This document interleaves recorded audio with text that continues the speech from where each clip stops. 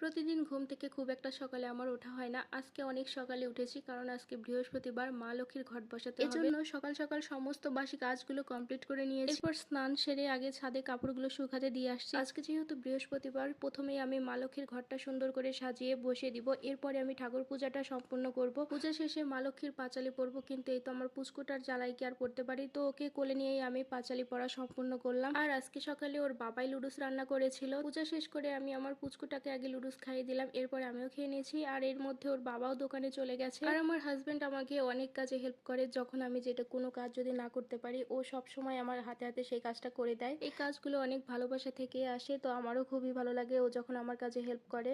তো যাই হোক, এরপর এই তো বিছানাটা সুন্দর করে গুছিয়ে ফেললাম, কারণ বাসি বিছানাটা আমার গোছানো হয়েছিল না। সমস্ত কাজগুলো কমপ্লিট করা হয়ে গেছে, শুধু বিছানাটাই বাকি ছিল, কারণ আমার পুচকুটা ঘুমিয়েছিল। তো এরপরে এই তো বিছানাটা গোছানো হয়ে গেছে। আর দেখতে দেখতেই আমার পুচকুটা বড় হয়ে গেল।